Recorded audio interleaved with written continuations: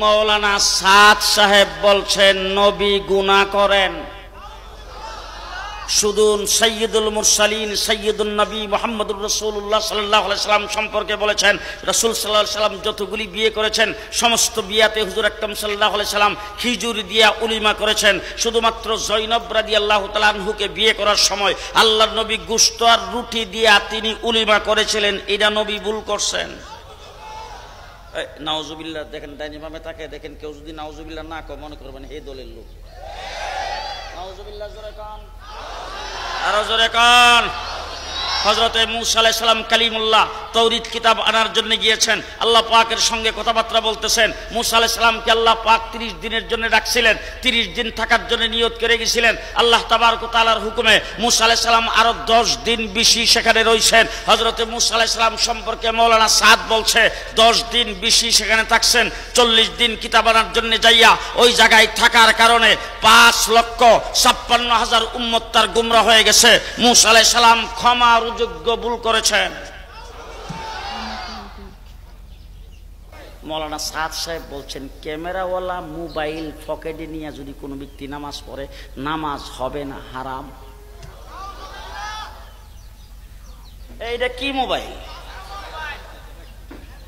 হ্যাঁ, উনি আজ পর্যন্ত কোনোদিন যখন যে মসজিদের ভিতরে ঢুকছে, আজান হয়ে গেছে, নামাজের টাইম হয়ে গেছে, তখন কি মুসল্লিদেরকে পর্যন্ত কোনোদিন আপনি কইছেন বলে মুসল্লিরা একটু দেরি করেন, আমি মোবাইলটা বলে নিয়ে আসলাম বোর কাছে রাইখাই? জি, নামাজে দাঁড়াইলে আমরা এই মোবাইল নিয়ে নামাজ পড়ি কিনা, পড়াই কিনা? মৌলানা সাদ সাহেব বলছেন ক্যামেরাওয়ালা মোবাইল পকেটে নিয়ে যদি কোনো ব্যক্তি নামাজ পড়ে নামাজ হবে না, হারাম।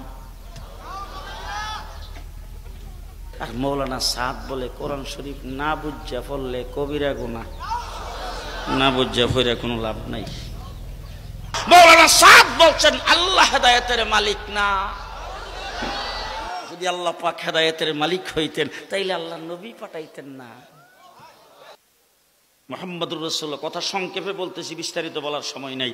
মুহাম্মদুর রাসূলুল্লাহ সাল্লাল্লাহু আলাইহি ওয়াসাল্লামকে হযরতে আবু হুরায়রা বলছেন, হুজুর আমার মা মুশরিকা, একটু দোয়া করেন আমার মা যেন আল্লাহ হেদায়েত করে। আল্লাহর নবী হাত উঠায় রাস্তার কিনারে দাঁড়ায় দোয়া করেছেন, আল্লাহ আবু হুরায়রার মাকে হেদায়েত করো। আবু হুরায়রা দিচ্ছে দৌড় যখন দিছে তখন লোকজন তার জামা কাপড়ের মধ্যে টাইনা ধরছে, দৌড়ে বলছে কোথায় যাও? বলে সারো দেখি আল্লাহর নবী যে দোয়া করছেন দোয়াটা আমার বাড়িতে আগে পৌঁছে না আমি আমার বাড়িতে আগে পৌঁছে, সেটা আমি একটু দেখতে চাই। দৌড়ে যাইয়া দেখে দোয়া মানে সে বাড়িতে যাইয়া পৌঁছবার আগে দোয়া পৌঁছে গেছে, আবু হুরায়রার মা হেদায়েত হয়ে গেছে।